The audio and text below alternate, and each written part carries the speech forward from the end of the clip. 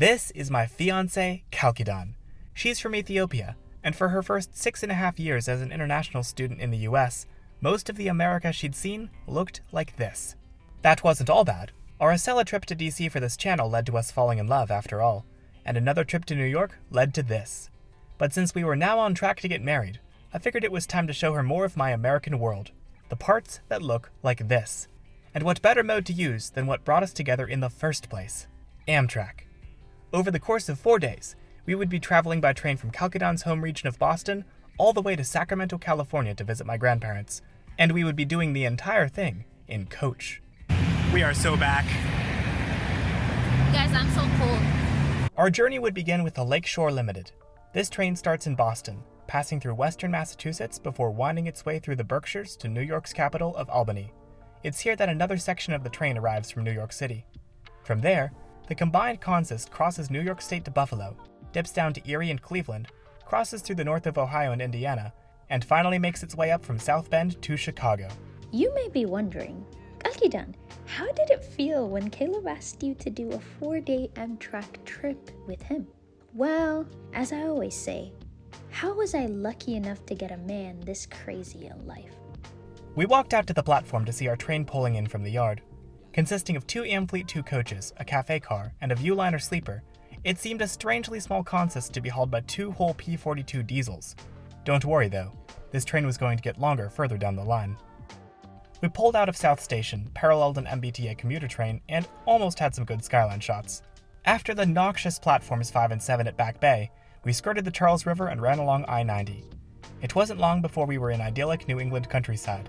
Our first stop was Framingham, then after multiple other lake shores and a quality post to WhatsApp, we were arriving in Worcester, which is the terminus of the MBTA's Framingham-Worcester line. From here until Albany would be the day's only train in this direction. The Lakeshore Limited was originally operated by the New York Central Railroad from 1897 to 1956, including both the present-day New York and Boston sections and a now discontinued one to St. Louis. Amtrak revived the service in 1975 and has operated it ever since. Today, Massachusetts rail advocates are pushing for expanded service between Boston and Albany, and this route is currently under consideration as part of the FRA's Corridor ID program. Nice. Perks of being short. I know, right?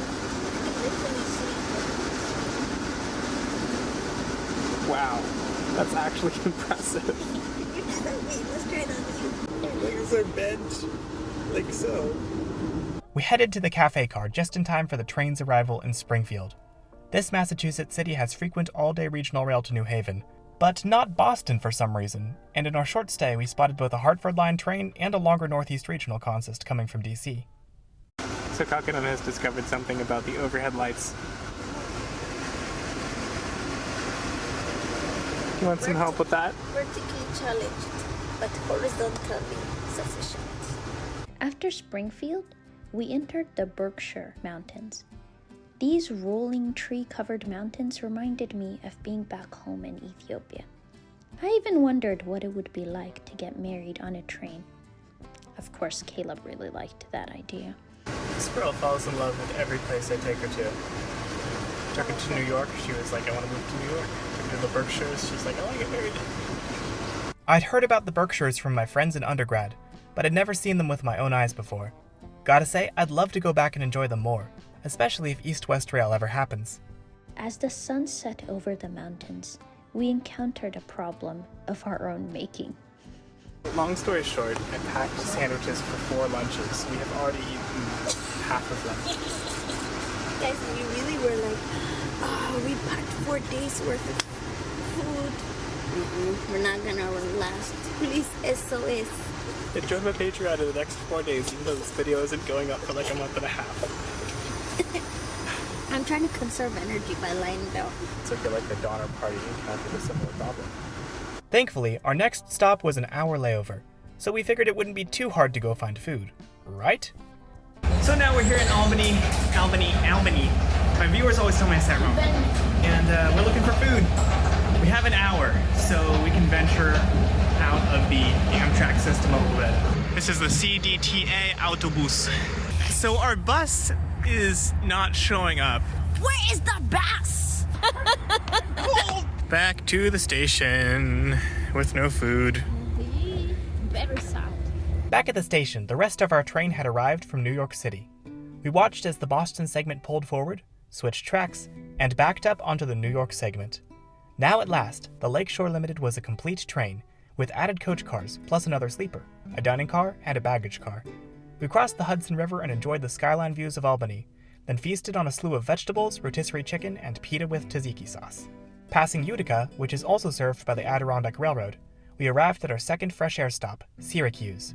Smoke break in Syracuse, New York. It is 9:48 p.m. and Kalkidan is fast asleep. So it's just me on the platform. Kinda lonely. Here I was able to get my first good look at our motive power, which included a 50th anniversary unit. I also took a look at the Viewliner sleeper that had accompanied us from Boston. I wished I was sleeping in there, but I was more than content to cuddle up and coach with my beloved. When the sun rose, we were rolling through the fields of Indiana. Current restroom situation in this car. One of the restrooms is closed and in the other one the sink is flooding. Here to come to Kalkidan. We are experiencing Titanic from We ended up getting ready for the next day in the next car over. I had brought plenty of wipes to clean every surface, and my toiletries bag had a hook to hang it on the wall, which was incredibly convenient given the limited space. We passed Elkhart Station and a Norfolk Southern Yard before arriving in our next station of South Bend. So Kalkidan, what do you think of this brilliant work of elaborate architecture that is the South Bend Amtrak station? Nice. No shame. Then it was time for breakfast. Kalkidan, you are working too hard. This is how you do it. I'm a genius. We stopped and started our way along the industrial shore of Lake Michigan for the next hour and a half before the skyline of Chicago finally came into view. So we're just a few minutes out of Chicago, which means we will have done the entire Lakeshore Limited. How are you feeling after one train? We just need another pillow. Yeah, we discovered that last night, so we're going to try to buy one in Chicago and then continue on the California Zephyr. As we pulled in, we had an excellent view of Amtrak's yard. Took you long enough. So we have a special guest joining us here in Chicago. Hi, it's me again. Chicago's beautiful Union Station was opened in 1925, and it's still beautifully maintained after 98 years of service. It's also the busiest train station in the country outside of New York City. We showed Kalkidan the Willis Tower. It's the Sears Tower. And the Chicago River. Then we headed to the L. This is Harold Washington Library, State and Van Buren. Once we'd been there and done that, we went to Target to get another pillow, then checked out the Christ Kindle Market, where we didn't buy anything because it was crowded and expensive. However, we happened to find ourselves near the Thompson Center, so we decided to have a peek inside. This retrofuturistic building was opened in 1985 for Illinois government offices, and in 2022 it was sold to Google, who will be renovating it extensively, eliminating much of the iconic interior design. I'm glad we got to see it before this happened. Now we shall receive our half of the pizza. Ceremonial passing of the deep dish to signify your journey to Chicago has ended. Go subscribe to Stormy because they are awesome. And subscribe to Classy Well, though you probably already are if you're watching this, so. I got no YouTube channel, sorry. Yeah, you should make one. Now it was time to board our second of two trains, the California Zephyr. From Chicago, this train crosses the Great Plains to Denver, passing through Iowa and Nebraska along the way. After Denver, it widens its way into the Rocky Mountains before descending into the Great Basin, passing Salt Lake City and Reno, and crossing the Sierra Nevada mountains to Sacramento, where we'd be disembarking. The rest of the train continues onwards to Emeryville, across the bay from San Francisco. We started rolling out of the station, passing Metra's Yard and Stormy, who had positioned themselves to railfan our train.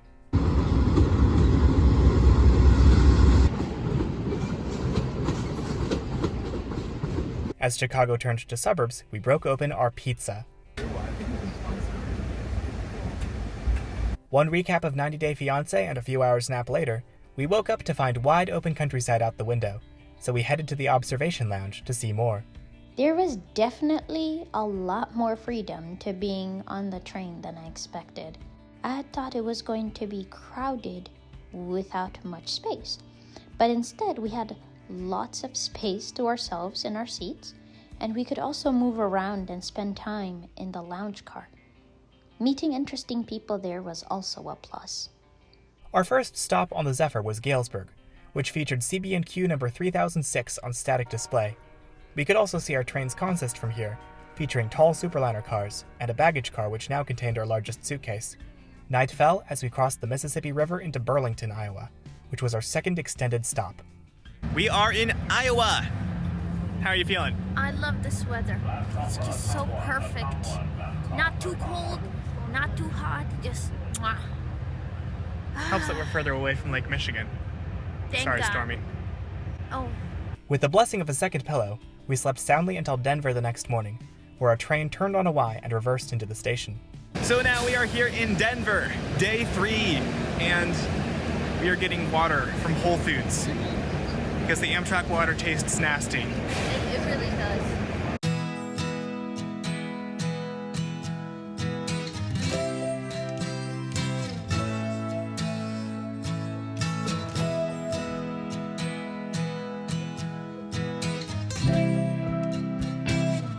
Have I earned my African credentials yet? Yes.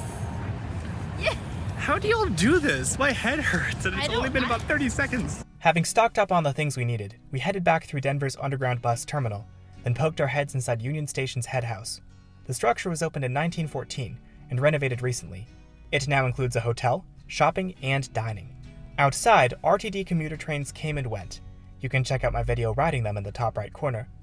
After a quick look at the train from above, we headed back on board to stake out our seats in the lounge. Set up for the morning. We got our breakfast stand here. We got each other. Got my laptop to do some wedding planning. We're gearing up for the best view on the entire Amtrak network. Denver marks a shift in trackage on the California Zephyr, as we would now be leaving BNSF territory and entering that of Union Pacific. We also paralleled Denver's commuter rail as we made our way out of the city. As we picked up speed, Kalkidan caught her first glimpse of the Rockies.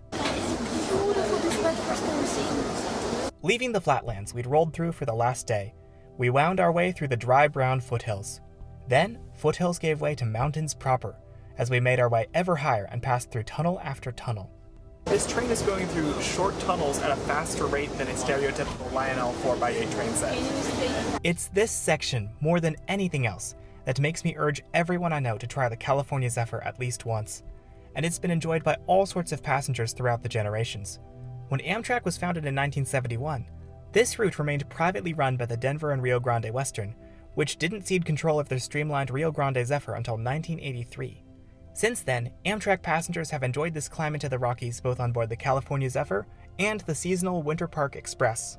After a few hours, we were approaching Moffett Tunnel, the 6.2-mile tunnel through the Continental Divide, containing the highest point on Amtrak's network, at 9,239 feet. It was during this ride that our conductor tested how gullible we were. As I said before, we're traveling at 9,200 feet. We are 3 miles deep into the Earth. The geomagnetic forces down here are very strong. And we're going to demonstrate that right now with these paper towels. If you take all of your paper towels, put them against the window with all 5 fingers. Now, if we do this right, your paper towels should start to vibrate from the geomagnetic forces here deep inside the Earth. A little bit faster, guys. A little bit faster. Change directions. Change directions. Now repeat after me. Can you believe we listened to that malarkey?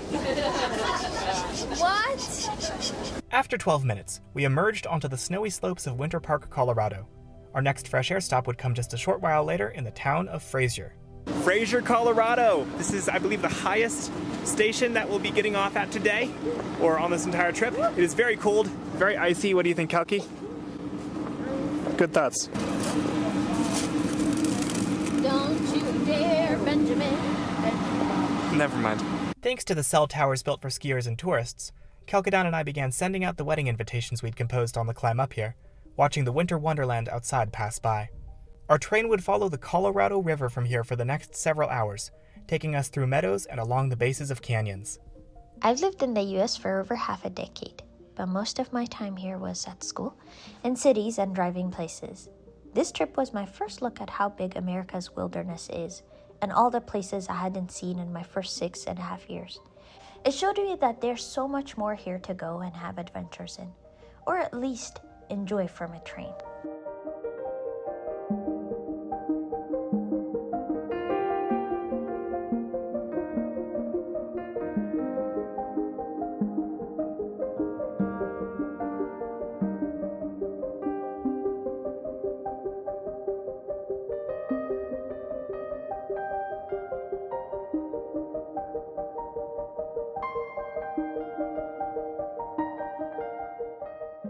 We had a fresh air stop in Grand Junction, which featured a timeline of the railroads that serve the station. Amtrak started serving here in 1983, and the most recent addition to the timeline was the Rocky Mountaineer, which has run a luxury train between here and Denver since 2021. Grand Junction is also home to a small convenience store frequented by train travelers. I asked Kalkidan if she wanted anything there, and even though she said no, this happened. Kalkidan has my drink. You know it tastes better when you steal it from somebody. Proverbs 9:17. Stolen water is sweet. Food eaten in secret is delicious. Well, then I'm stealing your last vanilla wafer. Wait. But little do they know that the dead are there, that her guests are deep in the realm of the dead. So, good luck. Crossing from Colorado to Utah, we round through Ruby Canyon and along the southern edge of the Book Cliffs. So we've been seeing some cows, but there's no border between the grazing lands and the track. There's no fence or anything. Tell me in the comments how they prevent the cows from getting slaughtered by trains constantly.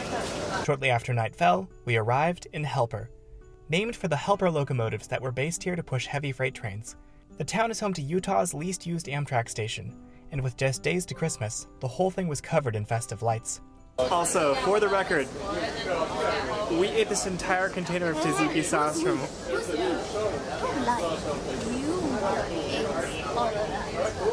Okay, I may have eaten about 80% of it, but still, you ate about 20% of it, so I didn't entirely eat it. We cuddled up for one more night on the train, now having mastered the art of sleeping in coach. Having a short fiancé definitely helps. Dawn broke as we neared Reno, making our way across the 40-mile desert and reaching the Truckee River.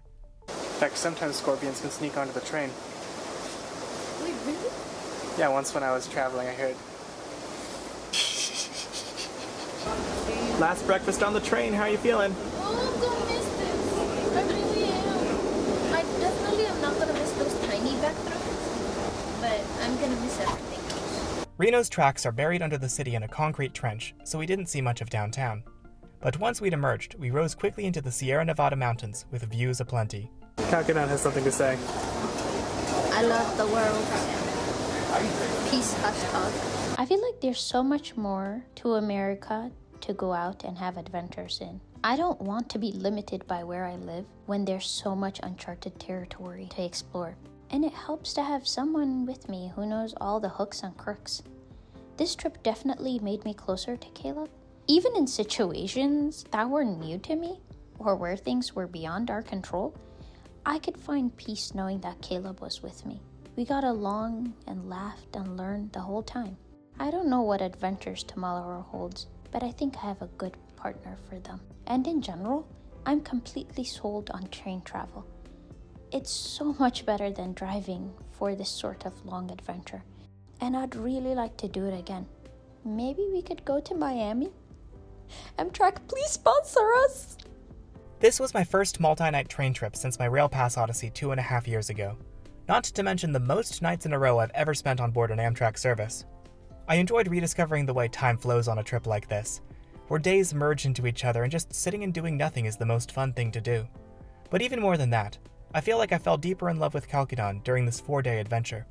I feel like if any of you watching are newly married, or about to be married, I would strongly encourage you to take a trip together or do something else fun that involves planning, organization, and the like. It'll push you to communicate better and look out for each other's needs, show you what's strong in your relationship, and help you identify areas for growth. I definitely learned more about who I am in my relationship with Kalkidan during this trip, and ways I can learn to love her better. Kalkidan brought so much love and laughter to my train ride. She delighted in the new landscapes that we saw, drank up the experience, and gave me someone to talk to during the day and snuggle with at night. No more sleeping next to strangers in coach. Woo! She also brought a sense of organization and practicality, making sure we had actual food, lots of wipes, distilled water instead of Amtrak water, etc. I'm pretty sure I would have roughed it a bit more had I not been with her, which wouldn't have been as fun. As soon as I can breathe, I want to take my jacket off. I'm not cold. I'm not too hot. It's good. I remember when I rode the Zephyr for the first time in 2017. I looked at all the families traveling together and found myself wishing I had someone special to make the journey with. 3 months later, I sat down in the cafeteria at college next to a beautiful young woman from Ethiopia. And the rest, they say, is history.